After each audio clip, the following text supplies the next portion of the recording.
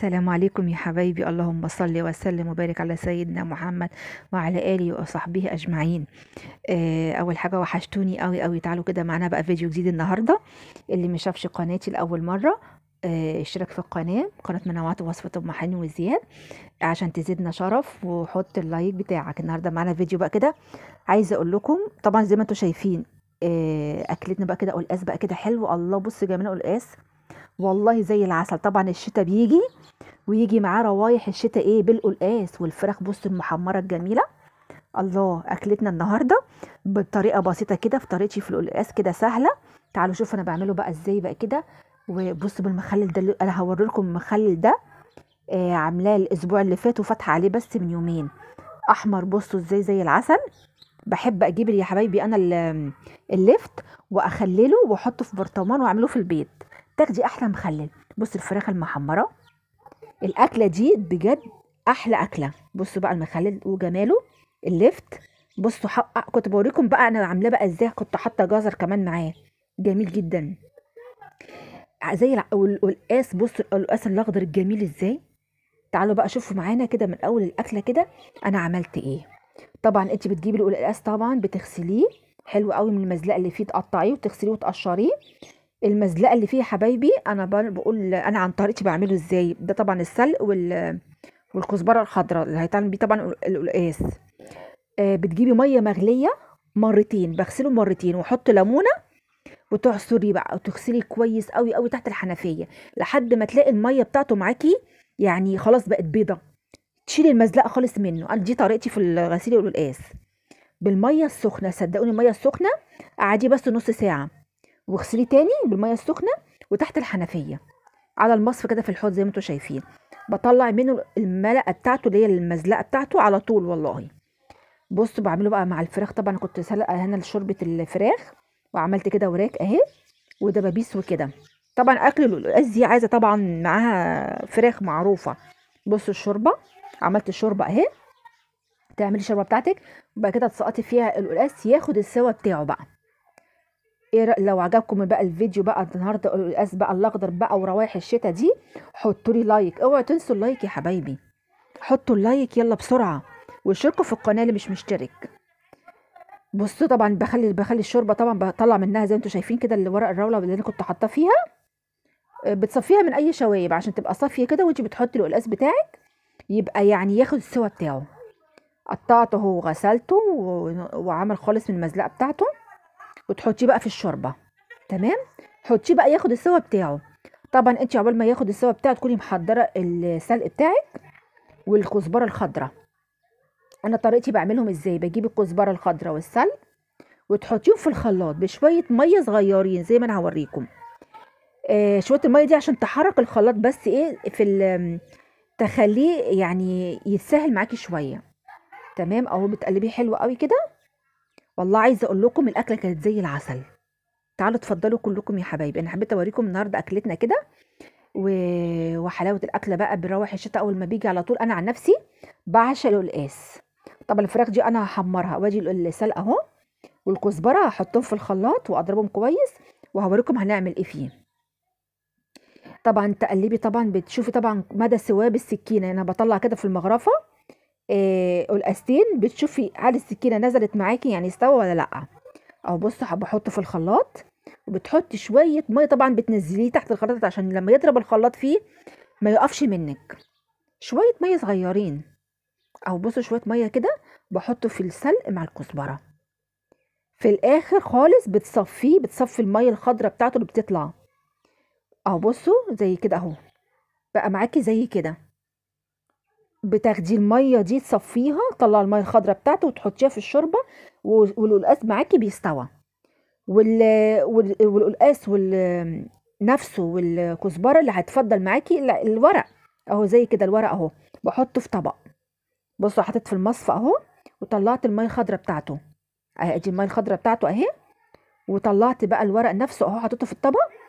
هحمرها مع حته سمنه وملح وفلفل وتطشيها في الاخر خالص. تمام بصوا بقى، بصوا الخضار والجمال. دي طريقتي انا عن نفسي في القلقاس بعملها يعني على طول دايما بيطلع معاكي زي العسل واسهل طريقه والله يا حبايبي. طبعا في طرق كتير، وللاسف ناس كتير بتعمل بطرق يعني تانية، بس دي طريقتي. قلبي كده قلبي كده حلو بقى فيه كده. بصي له الله، بصي اخضر وزي العسل والله. عايزه اقول لكم انا عن نفسي بعشق القلقاس ده، ما بخليش فيه حاجه، بموت فيه بحبه. مين زيي؟ قولوا لي في الكومنتات كده، مين بيحب القلقاس زي ام حنين؟ قولوا لي في التعليقات مين بيعشقه كده زيي. بجيب بقى الورق اللي اتفضل كده من بعد ما صفينا الميه وحطيناها مع القلقاس يستوي. هنحب بس الاول نعمل بقى شويه رز بشعريه كده. ماشي، طبعا حمرنا الشعريه. طبعا انتوا عارفين كل حد ما بيعرفش يعمل الرز، لا كلكم تعرفوا تعملوا الرز، شاطرين. اهو بصي، طبعا عشان تطلعي معاكي رز مفلفل لازم تحمري كويس الشعريه معاكي. كنت بوريكم هنا بقى، بصوا. والقلقاس كده يعني ايه، بيستوي كده وبقى زي ما بيقولوا كده. الله. بصوا طبعا عشان تاخدي الرز معاكي حلو مفلفل، تشوحيه كويس قوي قوي مع مع السمنه والزيت. والميه المغليه بتاعتك نفس مقدار الرز، سخن على سخن زي ما انتوا شايفين كده. وتوطي النار وتحطي الملح بتاعك وتظبطيه. هتاخدي احلى رز مفلفل يطلع من تحت ايديكي زي العسل. شويه بقى ملح اهو، وتوطي النار. طبعا شويه رز بشعريه مع القلقاس مع الفراخ المحمره، واو. عايزه اقول لكم اكله جميله. طبعا انا هنا كنت بعمل هعمل كده اهوت السلق بقى بتاع السلق بتاع الكزبره بتوع القلقاس.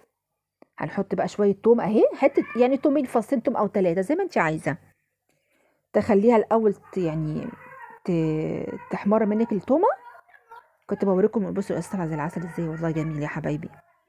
حطي بقى القلقاس بتاعت السلق والكزبره بقى، وحمريهم شويه ملح وفلفل اسمر. وافضلي شوحي كده فيهم لحد ما تلاقي السلق نفسه والكزبره يعني اغماء، زي ما بيقولوا ايه، عارفه خرفش كده. تحسي بالخرفشه بتاعته. كل ما هتغمقي يا حبايب قلبي السلق والكزبره، هيدي معاكي لون في القلقاس حلو جدا. تمام. اهو بقى الرز بالشعريه كان هنا خلاص استوى. وكده بنقلبه كده تقليبه، تاخدي اللي من تحت فوق عشان اللي مش ما استواش يستوي. احلى رز بشعريه ولا ايه؟ الله. بصوا بقى هنا كنت بخلص بقيه التقليه اهي. بصوا زي ما قلت لكم، هو بصوا بوريكم، بصوا هنا كده خرفش اهو، وعطى لون غامق. بوريكم اللون الغامق ده اهو. تاخدي احلى قلقاس تحطيه، روعه. كل ما هتغمقيه هتاخدي من قلقاس من تحت ايديكي زي العسل. قولوا لي في التعليقات ايه رايك في الطريقه بتاعتي دي القلقاس، هل منكم بيعملها ولا لا؟ كل واحد وليه طريقه، بس انا عن نفسي دي طريقتي. مين بيعملها؟ بصوا هو غماء اهو، مش هتغميه عن كده، خلاص كفايه. هتحطيه بقى. واو، عايزه اقول لكم وانا بصور ال البخار بتاع النار كان طالع، كنت قلقانه بعدين الكاميرا والتصوير يعني يحصل حاجه، بس ربنا سترها. بصوا الجمال ازاي بقى وانت بتقولي. طبعا مش هتشهقي زي الملوخيه، بس بتحسي بالروائح الجميله. الله الله الله الله، شمرها طبعا معايا. بسرعه حطوا ايه، حطوا اللايكات. قلت لازم اخدكم معايا وانا بعمل غدانا بقى كده القلقاس النهارده. بصوا الجمال، بصوا اللون، بصوا تحفه ازاي. طبعا ما تسيبيش حاجه، طبعا هاخد كل ده واحطه ايه على القلقاس. طبعا هو بعد ما استوى اهو، بشوفي اللون بتاعكم، بوريكم اللون القلقاس بقى جميل ازاي. الله، كان زي العسل والله العظيم. اول ما بيطلع القلقاس في الشتاء انا على طول لازم اجيبه واعمله. هنا بقى الفراخ بقى الوراك عندي بحمرها، شويه سمنه شويه زيت. بصوا على اللون، الله. بوريكم بقى برطمان المخلل الليفت بقى الجبار بتاعي، ايه رايكم؟ بصوا، بحب اجيبه. كان كيلو ونص ده، عاملاه جايباه ب10 جنيه. بتقطعيه وتحطي الملح كل كيلو لفت عليه 3 معالق ملح. وتحط البنجر هو اللي بيديله اللون الحلو ده يا حبايبي. بنجرية كبيرة قطعيها. انا حطيته خللته كده وغطيته.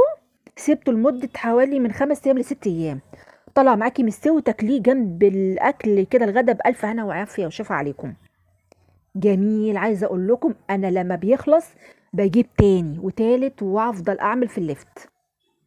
في ناس بتحب اسمه ميه الترشي، دي اسمه ميه الترشي، بتحب تعملها او تحب تشربها كمان على فكره. بس انا مش بحب اشربها، لا. بصوا لونه، بصوا للجمال ده البرطمان اهو. والله انتوا اول ناس معايا تشاركوني اول ما افتح الليفت. اول ناس حبايبي. بصوا بقى هنا اهو. بعد كده حمرنا بقى الفراخ، هحمرها. طبعا انا اللي بحب اي طبيخ بعمل معاه احمر الفراخ. المشويه بعملها تتبيله وادخلها الفرن. لا انا بقى دلوقتي انا حمرتها. كنت بوريكم المخللايه اللفته طالعه جميله ازاي وطريه والله. اعملوه في البيت يا حبايبي، ما تشتروهوش، صدقوني اوفر ليكم. يعني كيلو ونص عمل لي برطمان كبير ازاي، وتاكلي منه وانت مرتاحه. اهو بقى حطينا بقى الغداء اهو. اتفضلوا معانا كل اخ واخت معايا يا حبايبي من كل ناحيه، من كل البلاد. القلقاس الجميل الاخضر، اللفت بتاعي الملان مخللاه بقى الحلو مع جزر. بقطع جزر، خدوا بالكم، هو مع جزر، جزرتين. الجزر ممكن تحطيه عادي، وشويه رز بشعريه اهم مع بقى القلقاس. اتفضلوا، احلى اكل انا بحبها. ايه رايكم؟ بوريكم الجمال ازاي، تحفه بجد.